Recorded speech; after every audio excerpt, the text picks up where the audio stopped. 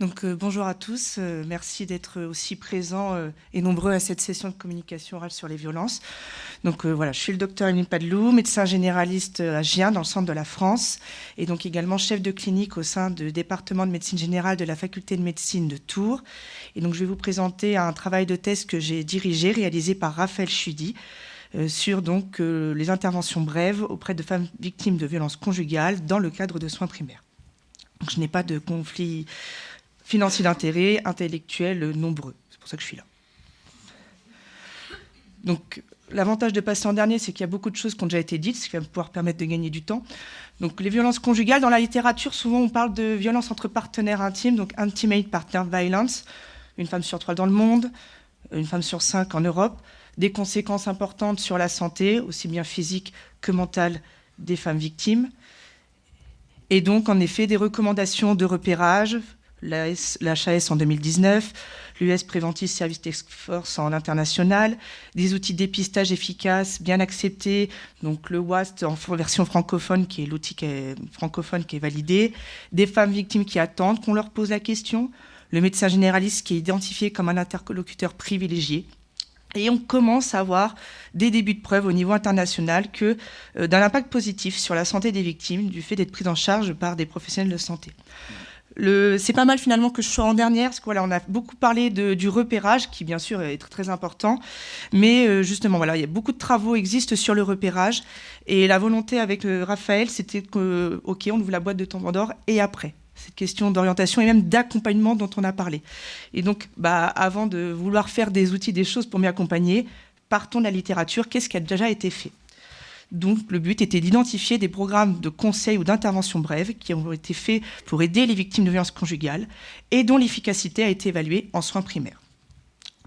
Donc, pour ce faire, on a réalisé une revue de la littérature qui a pris des articles qui allaient de 2003 jusqu'à 2023 via PubMed, PsycInfo et Cochrane. Et donc, les 4 thématiques qui constituaient l'équation de recherche étaient 1. Être une femme. 2. Être victime de violences conjugales. 3. Dans un contexte de soins primaires, et la notion d'intervention brève. Donc, le terme mèche qui s'en rapprochait le plus, c'était counseling, de traduction littérale, conseil. Mais vous verrez, j'en parlerai plus tard, qu'on a essayé de faire une équation de recherche très longue avec plein de termes pour essayer de taper large. On a exclu tous les travaux qui étudiaient une sous-population, une population ciblée. Par exemple, il y avait des femmes de vétérans militaires, des populations carcérales. Voilà, dès que c'était sous-ciblé, on excluait, et tous les travaux qui justement s'arrêtaient à l'étape du repérage seul. Donc nous avons fait une sélection sur le titre, puis une sélection en double aveugle sur l'abstract, et s'il y avait discordance, ce qui a été très peu le cas, on avait une 3e personne pour décider. Et donc on a présenté les résultats sous la forme de 2 tableaux, un premier tableau qui présentait les caractéristiques des études, et un deuxième tableau qui rentrait plus en détail dans les caractéristiques de l'intervention et le degré d'efficacité évalué. Ce travail a fait l'objet d'un enregistrement Prospero et on a suivi les critères de scientificité de la grille Prisma. Donc voici notre flowchart. Donc nous sommes partis de 3017 études. Quand on enlève les duplicata, ça baisse. On lit sur le titre, on baisse bien. On passe à 114. Puis la lecture sur l'abstract, 28. En continuant, donc on avait mis notre veille, littérature grise, etc. On en a repêché en fait 8, qu'on s'est dit, ce serait bien de les lire en entier quand même. Donc finalement, nous avons lu 36 articles en intégralité et 7 rentrés dans nos critères, et donc on a analysé pour les résultats. Donc concernant les caractéristiques des 7 études, elles dataient de 2006 à 2020. Le nombre de patients inclus allait de 41 à 906 patients. 5 études sur les 7 étaient multicentriques. 5 sur les 7 étaient réalisés aux États-Unis, 5 concernaient des centres médicaux pluripro, 2 plutôt des cabinets individuels, et 3 incluaient des adolescentes, c'est-à-dire plus de 16 ans. Concernant les caractéristiques des interventions, elles allaient de 20 à 60 minutes, d'une session unique à plusieurs sessions, allant jusqu'à 6, sauf une où c'était une notion illimitée, tant que la patiente demandait une autre session, un autre rendez-vous était donné. Et donc ces interventions, ça pouvait être des conseils basés sur un modèle de préparation psychosociale. En gros, le but est de développer les compétences psychosociales de la patiente. C'est des compétences qui permettent d'améliorer les relations à soi et aux autres. Il y avait un protocole qui s'appelait le March of Dimes Protocol. C'était une espèce de brochure avec un plan de sécurité en 15 points. Il y avait une intervention autour de l'assistance à l'éducation et une remise de cartes de ressources. Et enfin, des interventions basées sur l'entretien motivationnel ou des interventions psychoéducatives et conseils psychothérapeutiques. Concernant les critères d'efficacité utilisés pour évaluer les interventions, on retrouvait des scores cliniques de santé mentale, donc soit des scores globaux, comme par exemple le SF-12, le Short Form Health Survey. Il y avait des scores parfois plus précis en santé mentale d'évaluation du syndrome de stress post-traumatique, comme par exemple le Composite Abuse Scale, et un score d'efficacité personnelle vraiment spécifique aux violences conjugales, le DVSA, Domestic Violence Coping and Self-Efficacy Scale. D'autres études utilisaient des indicateurs de qualité de vie, donc le WHO Quality of Life Brief Dimensions. Donc c'est un gros questionnaire de 26 questions qui essaie de mesurer la qualité de vie sur 4 domaines de la vie, donc la santé physique, mentale, mais aussi l'environnement et l'aspect social de la personne. D'autres critères, c'était des critères de prévalence, donc c'est-à-dire une diminution dans le nombre de menaces, d'abus, d'agressions ou d'événements d'harcèlement. Et enfin, pour d'autres, c'était l'appropriation des ressources dont faisait l'objet l'intervention. Et donc, en gros, les résultats qui en ressortent, qu'est-ce que c'est efficace sur quoi? Une diminution sur les symptômes dépressifs. Donc, par exemple, il y avait une intervention brève en Australie qui diminuait le score des dépressions à 12 mois, mais pas le score de qualité de vie à 24 mois. Les diminutions de prévalence, donc par exemple le March of Dimes Protocol, donc le protocole de plan de sécurité, ça diminuait derrière le nombre de menaces, d'abus, d'agressions. Et une augmentation de l'adoption de comportements de sécurité. Voilà, par exemple, il y avait une intervention, c'était une séance de conseil sur place, et 6 séances de conseil par téléphone sur une période de 3 mois. Et les femmes qui ont bénéficié de cette intervention ont adopté plus de comportements favorables à la sécurité par rapport au groupe contrôle. Donc, on a comparé nos résultats à la littérature. Donc, on a retrouvé notamment 3 revues réalisées sur la même thématique par le passé.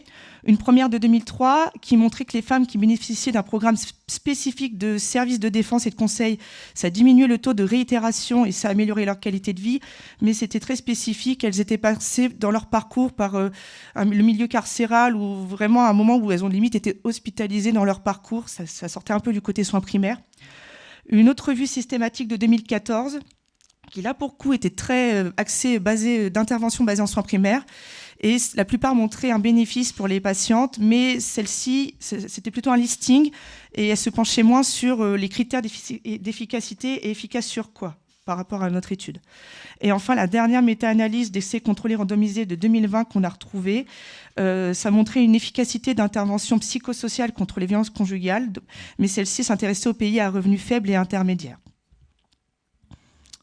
Donc, concernant les forces et les limites de notre étude, donc concernant notre équation de recherche, donc déjà on s'est fait aider par une documentaliste de notre bibliothèque universitaire qui a bien plus d'expérience que nous, c'est son métier. Et donc par rapport, comme je vous disais, la notion d'intervention brève, le MESH qui s'en rapproche le plus, c'est counseling. Mais voilà, on a hors psychologie, intervention, hors l'équation, elle est comme ça parce que voilà, on a voulu taper le plus large. Et c'est surtout à la lecture qu'on a déterminé le côté intervention brève en faisant appel à notre sens clinique, en se projetant, est-ce qu'on se voit la réaliser, nous, dans notre pratique de médecin généraliste, parce que c'était ça le but. La lecture en double aveugle indépendante est une force dans notre travail. Et on peut voir qu'il y a beaucoup d'hétérogénéité dans notre travail, parce que voilà, une hétérogénéité dans les interventions, une hétérogénéité dans le critère comparatif, parce qu'il n'y a pas de gold standard avec lequel on peut évaluer, des hétérogénéités dans les critères d'efficacité, et donc avec du coup toute une complexité, la complexité des violences conjugales qui déjà s'inscrit dans un modèle biopsychosocial, ça touche tous les pans de la victime, et malgré toutes ces hétérogénéités et cette complexité, on voit quand même qu'il y a une cohérence de résultats en faveur de ça fait quelque chose quand même, ça améliore des choses. Après on peut se poser la question en effet sur la qualité de vie. Est-ce que c'est parce que c'est plus difficile de capter une efficacité sur la qualité de vie? Est-ce que c'est parce que c'est plus long, il faut plus de temps pour avoir un impact sur la qualité de vie? Voilà, c'est par rapport aux résultats notamment qui montraient qu'elle n'avait pas trouvé à 24 mois. Donc finalement, voilà, ce travail a mis en lumière 6 programmes d'intervention qui ont été faits auprès des victimes de violences conjugales en soins primaires, donc avec des résultats encourageants sur des effets bénéfiques, surtout sur l'aspect réduction des symptômes dépressifs et adoption de comportements de sécurité. Et donc en termes de perspective, donc un de mes collègues au département travaille beaucoup dans le domaine des addictos et m'a fait découvrir le RPIB, repérage précoce et intervention brève. Et donc on a remarqué que voilà, entre les patients atteints de problèmes d'addiction et les victimes, il y a quand même beaucoup de similitudes, la peur d'en parler, la culpabilité, un état d'affluence sous une substance ou sous une relation, c'est un sujet intime, la stigmatisation, sujet pas évident à aborder. Et donc le RPIB a montré une efficacité sur la santé individuelle à court terme pour les personnes qui souffrent de troubles de l'usage liés aux substances, et donc ça fait l'objet de recours en pratique en soins primaires. Donc voilà, l'hypothèse qu'on se dit, et si on n'essayait pas de reproduire une espèce de RPIB pour les violences conjugales. Je vous remercie pour votre attention. Merci. Donc on va prendre des questions. Est-ce qu'il y a des questions là qui émergent? Oui, en avant. Au premier rang. La petite foulée. Bonjour et merci. Dans votre équation de recherche, qu'est-ce qui vous a amené à exclure les hommes? Alors du coup, parce que par rapport à la littérature, on est resté sur les femmes. Petite pub pour la plénière de demain où justement j'explique pourquoi les femmes. Parce qu'en fait, dans la littérature, les violences conjugales faites aux hommes existent. Hein. Le but, je n'ai aucune démarche militantiste, féministe, voilà. Mais en fait, la physiopathologie, entre guillemets, sous-jacente dans des violences conjugales chez les femmes, et je vais même aller plus loin, sans vouloir avoir un discours hétéronormé, c'est souvent dans une relation hétérosexuelle, c'est-à-dire un homme sur une femme, eh ben, c'est pas la même que les violences conjugales d'une femme sur un homme ou dans des relations homme-homme, homosexuel, femme-femme. Donc tout simplement parce que je pense que c'est en effet intéressant de les étudier, mais on peut pas les mettre dans le même panier parce que finalement les mécanismes physiopathologiques sous-jacents et l'aspect sociétal, en fait c'est encore une illustration d'inégalité de genre qui existe encore, bien qu'elle ait diminué avec le temps, fait que c'était une volonté quand même encore de séparer, mais pas du tout dans l'aspect militantiste, plutôt dans un aspect de, en fait, c'est pas la même chose.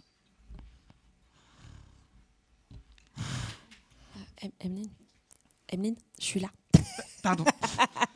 Non, je me suis fait discrète quand j'ai levé la main. Donc, Lucie Besméan de Grenoble. Du coup, merci pour ce travail.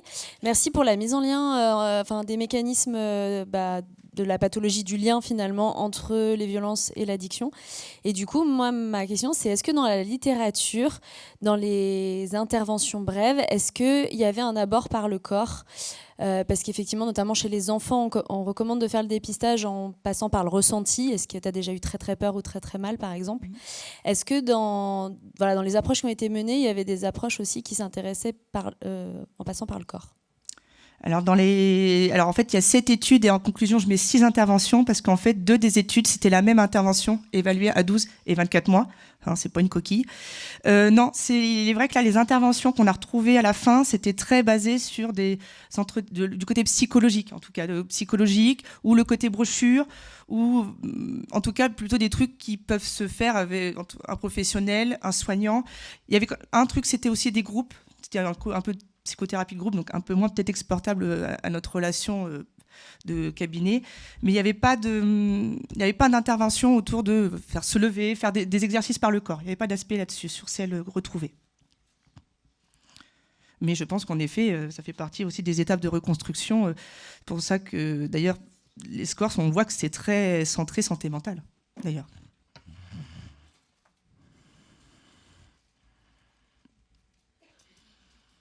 Est-ce qu'il y a d'autres questions ?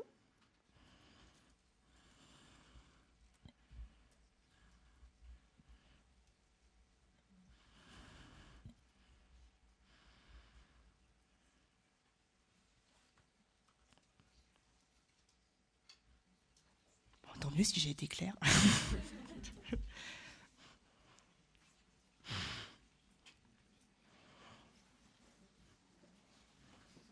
Et si elles vous viennent après et que vous me croisez au café, vous avez le droit de venir me voir. Il n'y a pas de souci. On peut aussi éventuellement prendre d'autres éventuelles questions pour les autres intervenants. Oui, bah alors du Ça coup, par peut contre, je être laisserai un- la place. Je répondrai pas. Voilà.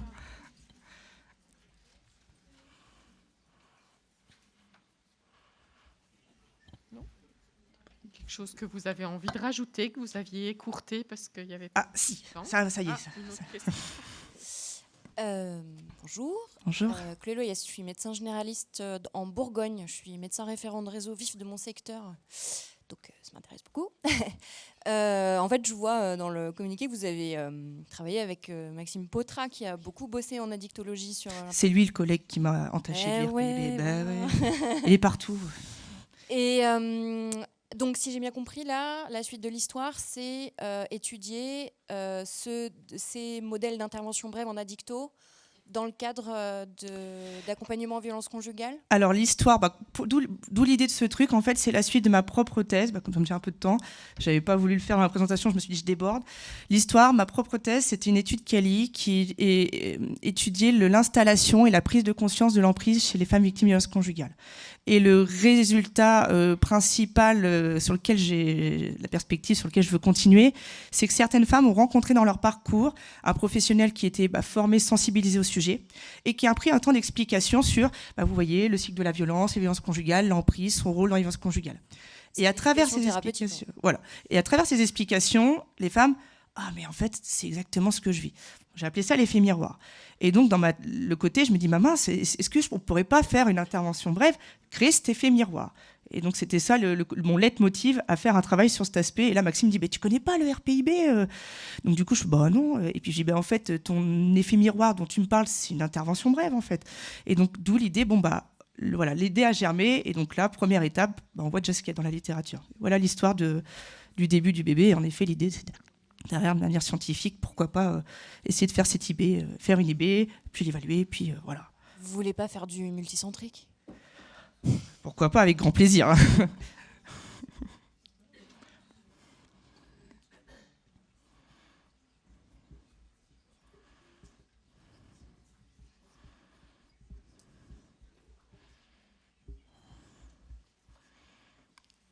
D'autres questions?